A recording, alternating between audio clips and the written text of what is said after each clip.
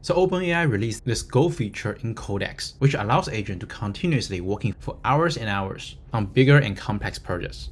And we already saw people getting pretty phenomenal results, like one prompt to generate a fully functional game, to building and testing an iOS app by itself for 6 hours. And key developers from Codex team also mentioned this is probably the most consequential thing they have shipped in Codex this year. And very quickly, Hermes Agent also released this Persist Goals feature, which is a similar type of feature that allow you to set a standing goal for Hermes Agent to work across turns until it is achieved. So how exactly does this Go feature works, and what are the best practices of actually using this? So what is the problem this Go feature actually try to solve? So even though Modal has getting significantly better where it can consistently finish well-scoped tickets, but as we let it take over more and more complex projects, you probably experience yourself that the model can sometimes get lazy and declare the victory too early. For example, you might ask agent to just fix all the failing tests in your repo, and most likely agent will do some work maybe for 10 or 15 minutes and then come back saying it fixed all the issues, which most likely is not exhaustive. You need to prompt in the agent and say, hey, there's still XYZ not done, and you need to keep doing this for some complex tasks. And there were a very popular project earlier this year called Rough Loop, which is basically running your coding agent in for loop, where every time when agent finish, it will write the output of its work in the file system and programmatically trigger the coding agent again. And very quickly, it was implemented in Cloud Code 3 plugin as well. But fundamentally, Rough Loop is a pretty simple or a kind of dumb programmatic loop. You're just running the Cloud 3 specific prompt in while loop and define the maximum iterations. And this Go feature in Codex and Hermes is an iteration of this Rough Loop, where it is no longer doing a simple dumb programmatic loop. Instead, it uses large language model to decide and judge whether the task has been satisfied. So when users send out a Go command, it will trigger the agent to do things. And once finished, there will be one large language model call to decide whether the goal has been satisfied. If yes, then finish the session, but if no, it will trigger the agent again with some prompts. And this means instead agent prematurely claims the task has been done, it will have this large language model call identify and capture the scenario and guide the agent to continuously working until the goal actually satisfied.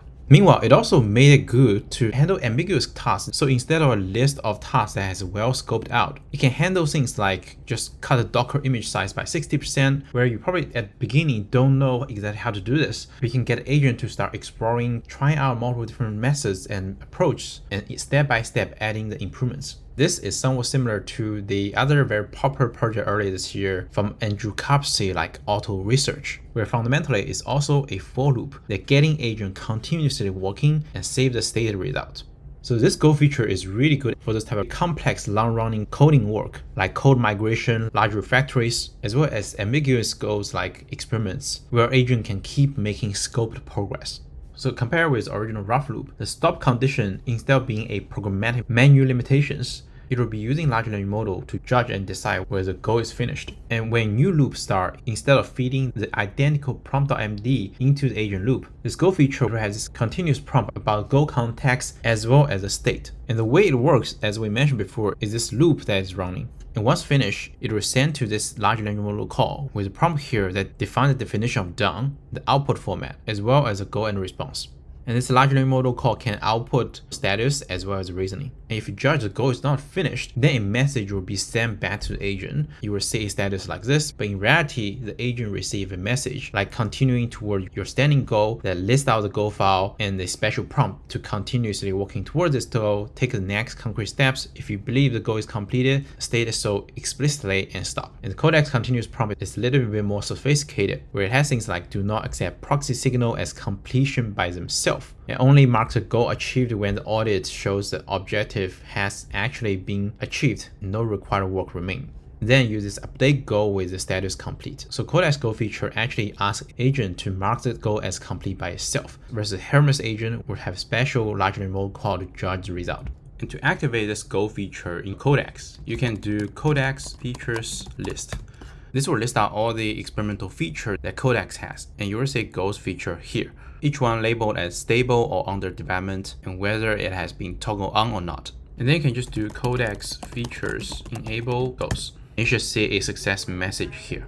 Now if you run Codex and do /go, you should see this go command, and then just type out the go. Here help me migrate my codebase from JavaScript to TypeScript and making sure all screens stay exactly the same visually using Playwright Interactive to verify the output.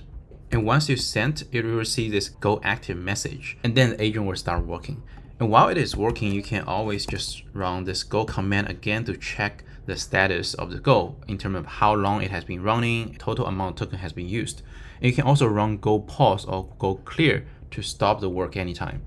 Meanwhile, if you want to, let's say, ask it some questions or branch out a conversation while it is working, you can also run this side command, which will basically fork the conversation from this point. With this, I've been using Codex to run some migration work for 9 hours overnight, and it is still going. But there are some rules you should put in place to making sure the goal actually apply. So the command prompt will look something like this, like complete a certain objective without stopping until verifiable end state. So a good Go prompt should be bigger than one prompt but smaller than an open-ended backlog. It should define what Codex should achieve, what it should not change, how it should validate progress, and when it should stop. And the most important part is that Codex should know what done means before it starts. For example, if you ask it to do a migration task, the goal should look like migrate this project from legacy stack to a new stack and making sure all screens stay exactly the same visually and using Playwright Interactive to verify the output so you can make scoped progress step by step. And if it's a prototype, then you should probably point it to a plan.md file or PRD file, creating tests for each milestone and verify the output with Playwright Interactive. Even include reference screens as needed so you can verify whether the game UI looks exactly the same as designed. And if you have evaluation set, you can even run it like a auto research loop. Give a go, optimize the prompts in the prompt file until the eval suite reaches a target score.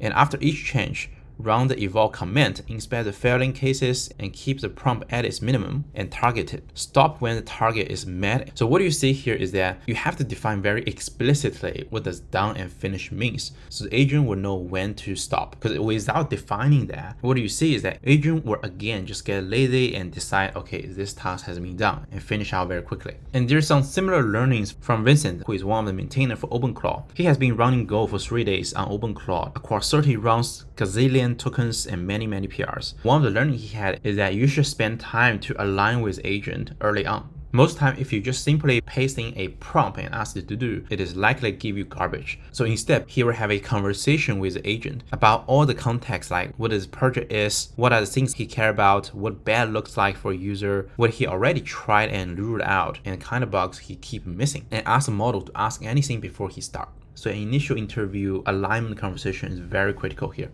Meanwhile, it will also try to quantify down as we mentioned before.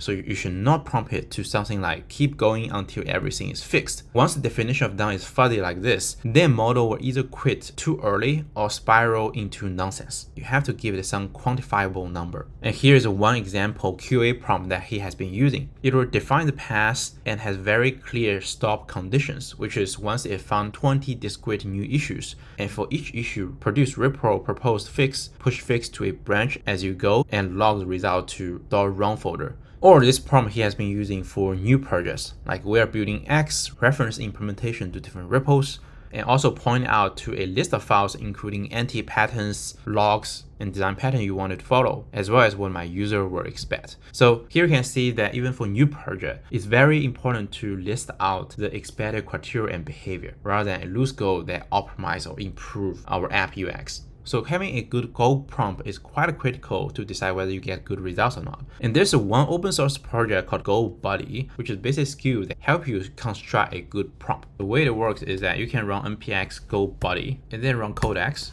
If you do $, it will list out all skills and plugin. You can type in Go prep. This will load up a workflow to trigger Codex start interview with you and construct a good prompt folders. So even though I give a pretty vague goal like build a Raiden type game using ImageGen for image assets and beautiful graphics, verify it on desktop, and then GoBuddy will start creating some files. One is this go.md file. This will turn your Go into a well-written MD file that clearly describes the requests, the constraints, the stop rules, and detail loop. It also has this state.yaml file that's listing out the tasks based on the goal. So instead of running a Go plus your prompt, you can do /go and point to this go.md file. And then Codex will start working on the task, update state.yaml file to keep record and reference to go.md file on every single loop. With this, in just one single prompt, agent is able to generate image assets for the game and stitch together a fully functional game. So this is Codex and Hermes agent's Go feature. It is really good for those complex coding work that will require not just minutes but hours to complete. And and will adjust some models' default behavior where they will stop things prematurely. However, this feature still has limitations based on my testing. For example, it's mainly designed for longer coding sessions that runs for hours. But if there are things that you wanted to do for weeks or months, like improve your SEO or GEO strategy, optimize return on ad spending, it didn't quite work, especially those scenarios that don't have immediate verifiable results or feedback. And my team has been experimenting with this concept called mission. The way this mission works is actually quite straightforward. It will basically capture those long-running goals or missions into a mission.md that clearly define the metrics to optimize. It will trigger agent run where agent will try to form a hypothesis about a few strategies it should try to complete the mission. Do one step and output its work as artifacts. And at the end of that, instead of just keep running a for loop, it will schedule the next run. Could be in hours or days or even weeks, depends on the situation. And every time when next run is triggered, the new session will receive the mission.md as well as the previous steps summary. So you can always iterate and improve and learn from previous steps. And for this type of really long-running missions, we also found it's quite useful to have this human-in-the-loop experience. If agent realize want to try something really dramatic or realize a goal or mission is unclear or not verifiable, it can send a message to human and change the mission status. We've been experimenting with long-running mission like grow Twitter follower to 10,000, let the agent to iteratively take actions, run experiments, and at each step, it can output artifacts like a certain type of post, as well as specific analysis report. And based on that, form certain hypotheses and schedule the next action. It already delivered some quite interesting results. Like for Coolidge's own Twitter account, initially made the first tweets like this, which got kind of average performance. But then based on the observation, it decided next tweets, we should probably do a strat and use kind of founder voice. And next one immediately got pretty good performance. And based on that observation, it decided to double down on this type of content and post the next one, which is not explosive, but already the performance is much higher than the original baseline. And we found same type of setup can be used for like optimizing ads campaign, SEO, GEO, and even product growth. We currently open closed beta, so if you're interested, you can join the early access program. I have put the link in the description below for you to join. I hope you enjoyed this video. Thank you, and I'll see you next time.